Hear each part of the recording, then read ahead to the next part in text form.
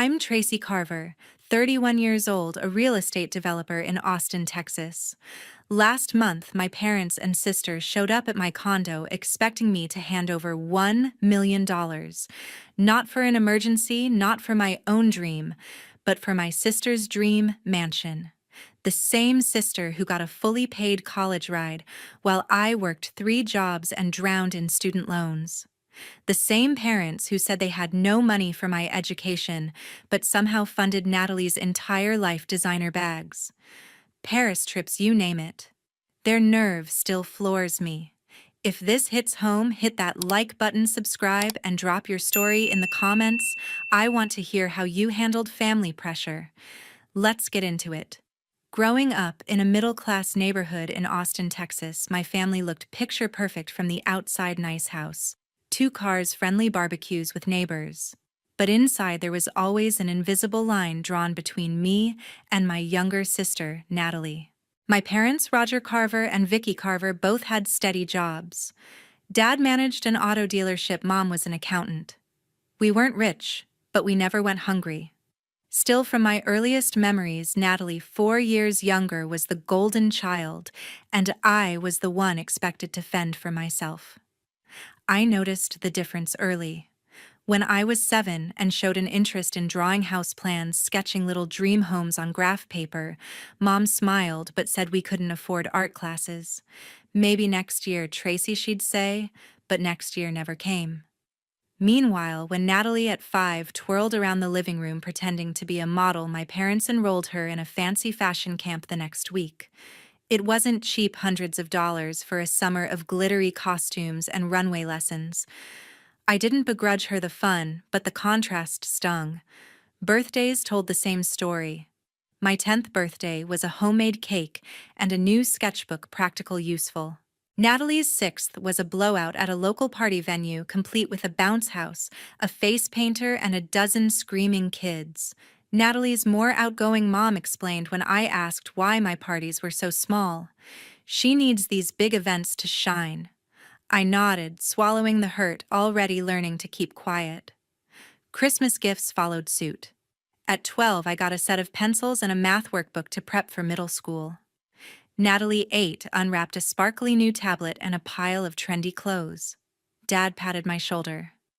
"You're the responsible one, Trace," he said. "You don't need flashy stuff, you're going places with your smarts." That was their narrative. Natalie was the dazzling one who needed attention, and I was the practical one who should focus on hard work. It was a box they put me in, one that justified giving me less while expecting more. I internalized it, pushing myself to excel. By high school, I was pulling straight A's, dreaming of studying architecture at the University of Southern California. USC's program was top tier, and I'd seen their campus on a school trip, modern buildings, vibrant energy, a place I could become someone. I worked tirelessly, joining every club, volunteering anything to boost my college applications. Natalie, meanwhile, coasted.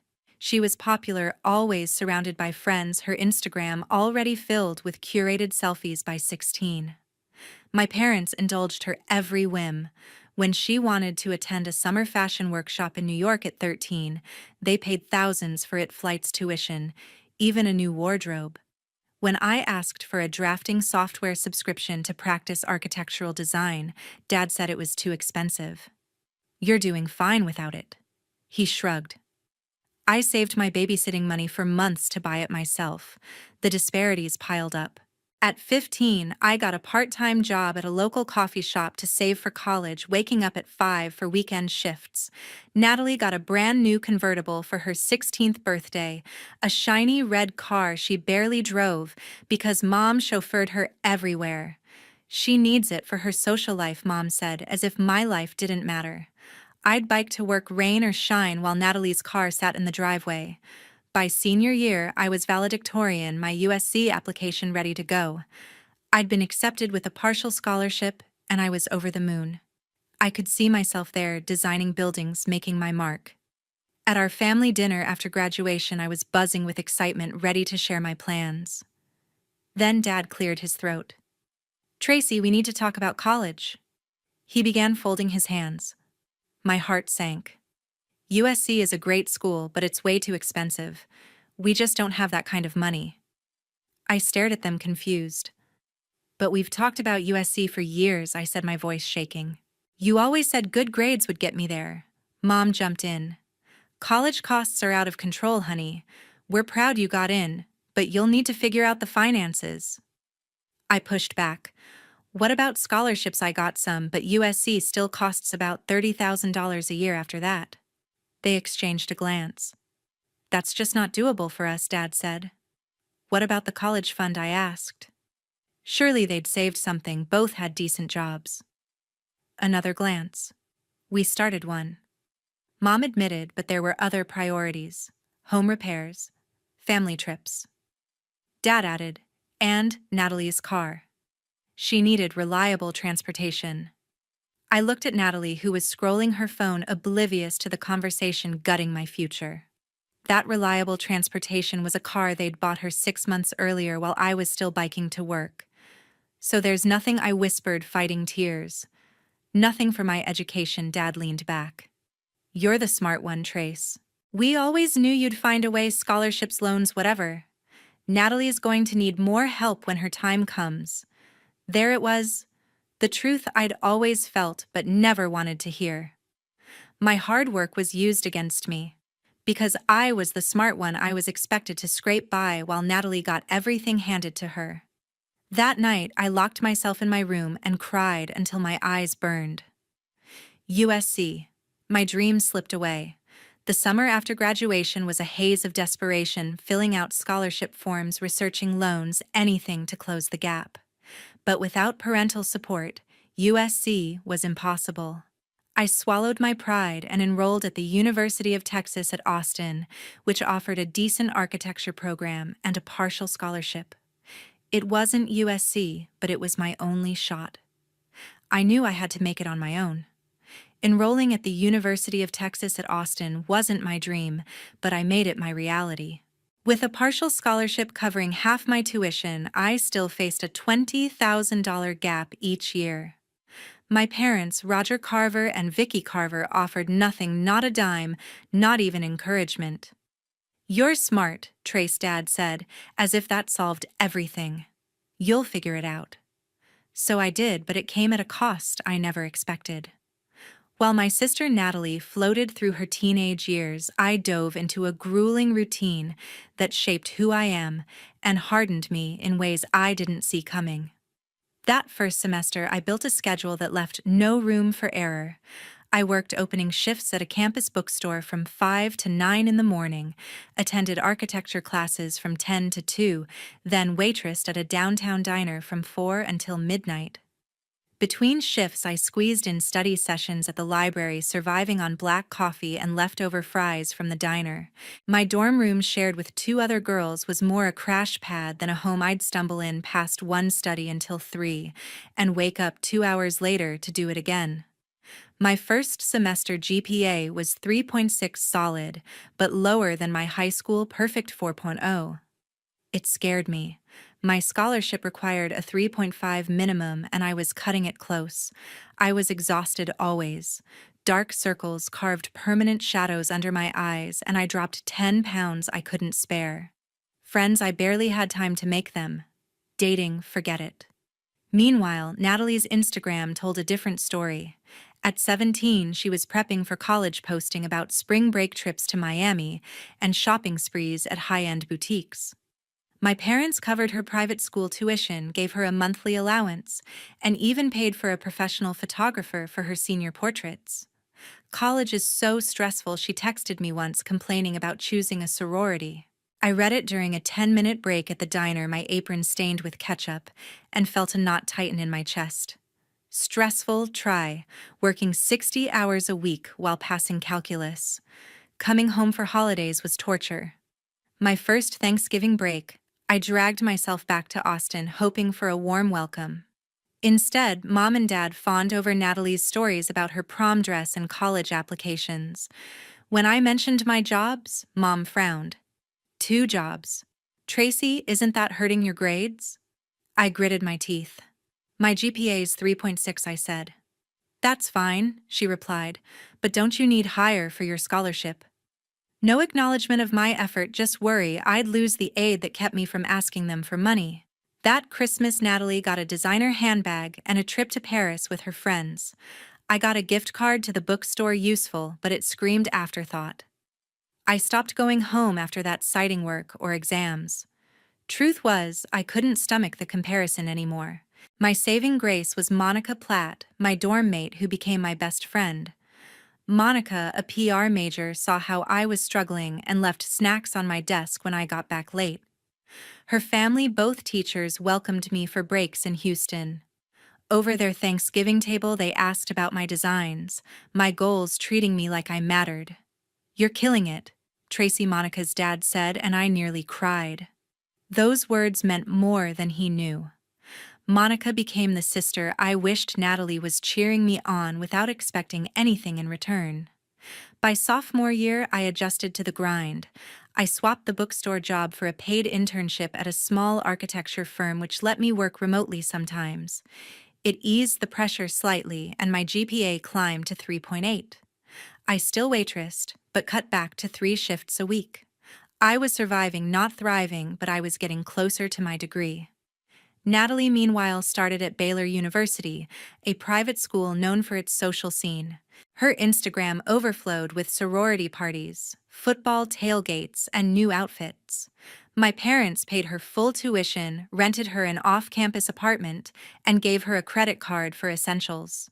She'd text me about skipping classes because morning lectures are brutal after frat parties. I'd read those messages during late-night study sessions, my laptop screen blurring from exhaustion, and feel something inside me harden. Senior year brought a flicker of hope. My internship turned into a part-time job, and I designed my first real project, a community center for a local nonprofit. It wasn't fancy, but seeing my plans come to life felt like proof I was on the right path. My GPA hit 3.9, and I landed a full-time offer from the firm after graduation. My ceremony was bittersweet. I'd invited my parents, but they had a prior commitment, a weekend getaway with Natalie to celebrate her junior year. "Send us photos," Trace's mom said over the phone. Monica's family showed up instead, cheering when I crossed the stage. Her mom gave me a leather-bound planner with my initials, a gift more thoughtful than anything my parents ever gave. That day, I realized I'd built a life without them. Graduating in a tough economy wasn't easy. The firm's offer was modest, $45,000 a year, but it was a start. I moved into a cramped Austin apartment with 2 roommates pinching pennies like I did in college. I packed lunches, skipped happy hours, and poured every spare dollar into my student loans, determined to chip away at the $60,000 debt hanging over me. My coworkers, talented architects, became my mentors.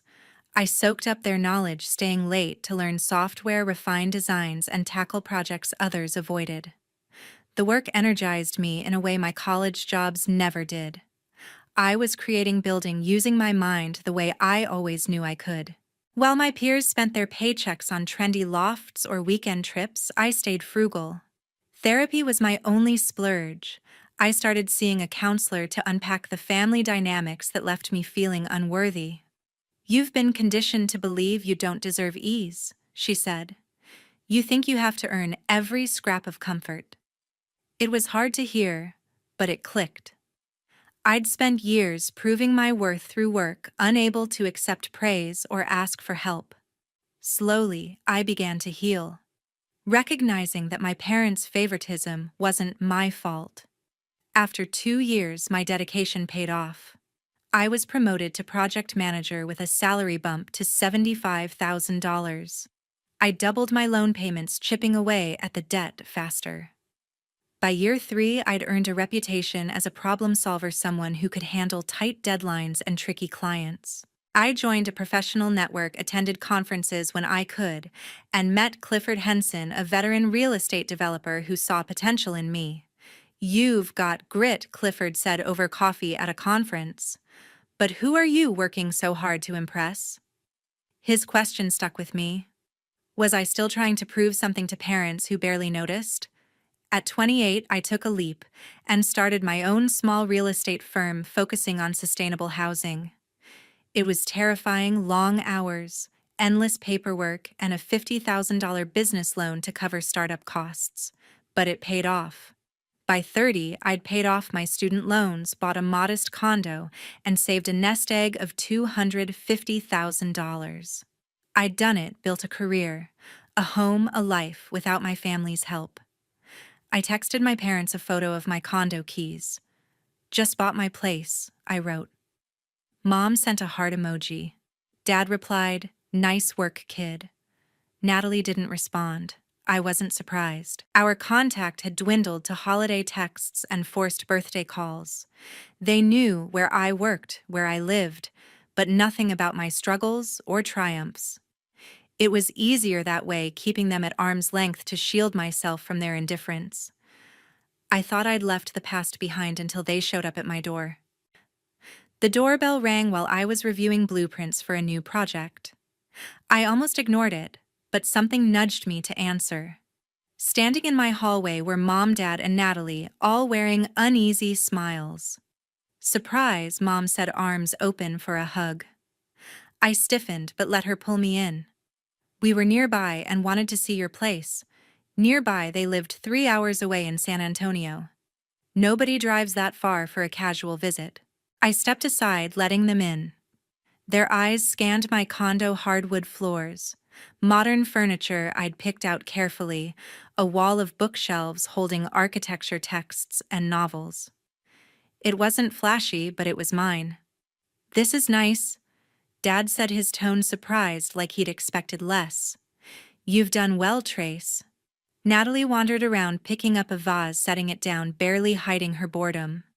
She looked different, polished, with a designer jacket and manicured nails more put together than the last time I saw her 2 years ago. "Hungry?" I asked, falling back on hospitality to mask the awkwardness. "I can order something." We ended up around my dining table with takeout pizza. The conversation stuck on safe topics: traffic, Austin's growth, the weather. Natalie scrolled her phone, barely touching her slice. Halfway through, Dad cleared his throat, a signal I knew too well from childhood. "We need to have a family meeting," he said, leaning forward. My stomach twisted. Family meetings in our house were never discussions, they were announcements. "It's about Natalie," Mom added, glancing at her. Natalie sat up, suddenly attentive, a diamond ring glinting on her left hand. "Gavin proposed," she said, thrusting her hand across the table. "We're getting married next year." "Gavin?" I asked, realizing how disconnected I was from her life. "Gavin Dempsey." Mom filled in, her voice warm with pride. "A financial analyst from a good family. They've been together a year." I nodded, forcing a smile. "Congrats," I said, meaning it despite our distance. Natalie beamed, pulling out her phone to show me an Instagram board labeled "Dream Home." Photos of sprawling mansions filled the screen: marble floors, infinity pools, chandeliers. "We're buying a place together," she gushed. "It's going to be epic, perfect for hosting, building our brand. Gavin's family knows all the right people." I listened, puzzled. Why were they telling me this? We hadn't been close in years, and I doubted I'd even get an invite to their wedding. The talk shifted to the mansion, a 5-bedroom estate outside Austin, listed at $1,500,000. "It's an investment," Natalie said, tossing her hair. "The location's hot, and it'll only appreciate." Dad nodded. "That's where we need to talk, Tracy." My guard went up. "The thing is," Mom said, her voice soft but calculated, "there's been a financial snag." "Snag." I repeated my pizza, turning to cardboard in my mouth. Dad leaned in. "Gavin's parents were supposed to chip in for the house, but they backed out, said it's too extravagant for a starter home. We've already put down a non-refundable deposit, $50,000, based on their commitment." Natalie jumped in, her voice sharp. "They're being ridiculous. $1 million home is standard for our circle. Anything less is embarrassing." I stayed silent, pieces clicking together. So Dad continued, "We're hoping you can help with the cost." I blinked, sure I'd misheard. "Help how?" Mom smiled, like it was obvious. We know your business is doing well. We're asking you to contribute to the house about $1 million. The number hit like a freight train. $1 million. For a mansion Natalie and Gavin wanted to build their brand. I set my plate down, my hands steady despite the anger bubbling inside. Let me get this straight, I said, my voice calm but cold. You want me to give you $1 million for Natalie's house? It's not just a house, Natalie snapped. It's our future, our status. The connections we'll make there are priceless. Mom nodded. You don't have a family to support, Tracy. You've always been good with money, Dad added. This is about family, Trace. Natalie would do the same for you. I nearly laughed. Would she? When I needed help for college, I said, my voice rising, something that would have changed my life. You said you had nothing.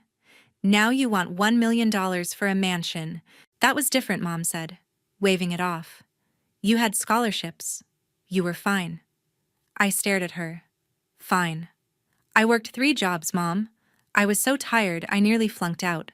I lived on diner scraps while you paid for Natalie's apartment, her clothes, her trips to Paris. Natalie rolled her eyes. God, Tracy, that was years ago. Let it go. You're still holding a grudge. A grudge, I repeated, incredulous. I'm still paying off $60,000 in loans while you got a free ride through college, and now you want $1 million from me. You owe me, Natalie said, her voice hard. You've been distant forever, acting like you're better than us. This is your chance to show your family. That broke me. Years of buried hurt surged up. I owe you nothing, I said, standing. You've been handed everything while I fought for scraps. Now that I've built something, you want to take it? No way. Dad's face darkened. Family helps family, Tracy. That's how it works. Since when I shot back. When have you helped me? You didn't come to my graduation. You barely know what I do. This is the first time you've seen my home, and you're here asking for $1 million. The room went quiet. Mom's eyes glistened, but she said nothing. Natalie grabbed her purse, glaring. I knew you'd be selfish, she spat. You're so proud of your perfect life all alone because you're so special. Dad stood. If this is how you feel, maybe we don't need to stay in touch. I didn't flinch. That's your call, I said, my voice steady. But I'm not being blackmailed financially or emotionally. They left without another word, the door closing with a thud that echoed through my condo. I stood there shaking, feeling both free and shattered. For the first time, I'd stood up to them, but the cost was a chasm I wasn't sure could be bridged. The fallout came fast. Natalie posted a vague Instagram story the next day. Some people call themselves family but vanish when you need them. It got hundreds of likes, her followers piling on with comments like "Stay strong, girl" and "You deserve better." I didn't respond, but the sting lingered. Then the family pressure kicked in. My Aunt Glenda Stovall called first. Tracy, what's this about you refusing to help Natalie? She asked. Your mom's heartbroken. I kept my voice even. It's private, Aunt Glenda. She pressed on. Family pitches in. When my son got married, everyone helped. Did anyone pitch in $1 million? I asked. She paused. Well, no, but Natalie deserves her dream. Similar calls followed, cousins, uncles, all echoing the same script. I was selfish, family comes first. The worst came a week later. I overheard a client mention a rumor that my firm was unstable, sparked by a competitor who'd caught wind of the family drama online. My heart sank. Natalie's posts weren't just personal, they were threatening my career. Then I got a text from Mom. We had to borrow money to keep the deposit. Things are tight now. I stared at the screen, realizing they'd taken out a loan, likely high interest, to chase Natalie's mansion. As family drama exploded, my career started to shake. I confided in Monica, my best friend, over coffee at a quiet Austin cafe. They're acting like I owe them my entire life, I said, my voice cracking. Monica's eyes flashed with anger. They didn't lift a finger for you in college, and now they want $1 million for a mansion. That's insane. And dragging your name online, toxic. She urged me to fight back, maybe post my side of the story, but I shook my head. That's Natalie's game, not mine, I said. I just want this to stop. Monica squeezed my hand. You've got to set boundaries, Tracy. They'll keep taking until you do. Her words echoed what my therapist had been saying for years. Saying no wasn't selfish. It was survival. The pressure didn't let up. Mom sent a group text to our extended family claiming the mansion deal was collapsing because I refused to help despite my lucrative career. Cousins I hadn't spoken to in years messaged me calling me cold, ungrateful. I was drowning in their accusations, questioning if I'd been too harsh. Then a text from an unknown number broke through the noise. This is Gavin Dempsey, Natalie's fiancé. Can we talk? Just us. I hesitated. Gavin had stood by Natalie during the fight at my condo, but his tone seemed different, less hostile. Curiosity won out, and I agreed to meet at a downtown coffee shop. Gavin showed up in a crisp suit, looking uneasy. After small talk, he got to the point. Natalie's devastated about the house, he said, stirring his latte. Your parents are talking about taking out another loan to cover it. I frowned. Another loan they already borrowed for the deposit. He nodded, his jaw tight. Yeah, a high-interest $150,000. They're in deep, Tracy. I didn't know until recently. My stomach churned. High-interest loans could spiral fast, especially with Dad's modest pension and Mom's accounting job. Why are you telling me this? I asked. Gavin leaned forward, lowering his voice. There's more. Natalie has credit card debt, $75,000. She says it's normal, but I only found out last week. I thought you should know what's going on. I sat back, stunned. Natalie's lavish Life designer bags Paris trips had been built on debt, not just my parents' handouts. She never told me any of this, Gavin added. She said you're jealous, that's why you won't help. I shook my head. Jealous? I worked 3 jobs through college while she got everything. I'm not jealous. I'm done being used.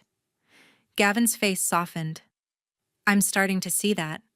I don't know how to fix this. I left the meeting conflicted. Gavin's honesty shifted something in me, but it didn't erase Natalie's betrayal or my parents' manipulation. Back at my condo, I called Clifford Henson, my mentor, for advice. They're trying to guilt you into saving them, Clifford said bluntly, but you didn't cause their mess. Protect what you've built, Tracy. His words grounded me, but the thought of my parents losing everything gnawed at my conscience. I couldn't shake the image of them drowning in debt for Natalie's dream. The breaking point came when my cousin, Corey Stovall, a lawyer in Houston, reached out. Tracy, this family's falling apart, he said over the phone. I'm neutral here. Let's get everyone together and talk, no yelling, just facts. I was skeptical, but agreed. Corey set up a meeting at a neutral spot, a private room at a San Antonio restaurant halfway between Austin and their home. I drove down, nerves frayed, unsure what to expect. Mom, Dad, Natalie, and Gavin were already there when I arrived, the air thick with tension. Corey moderated, laying ground rules. No interruptions, no accusations. Dad spoke first, his voice heavy. We're in trouble, Tracy. The loan's eating us alive, $10,000 a month in interest alone. We might lose the house. Mom's eyes were red. We just wanted Natalie to have her dream. I took a deep breath, steadying myself. I get that, I said. But why is her dream my responsibility? You never supported mine. I begged for help with college, $30,000 a year, and you said no. Now you want $1 million from me. Natalie cut in, her voice sharp. You're obsessed with the past, Tracy. I'm trying to build a future. I turned to her, my anger flaring.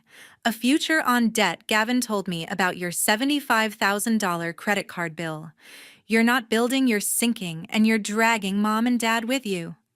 Natalie's face paled, her eyes darting to Gavin, who looked away. Mom gasped. Is that true, Natalie? Natalie stammered. It's under control. Corey raised a hand.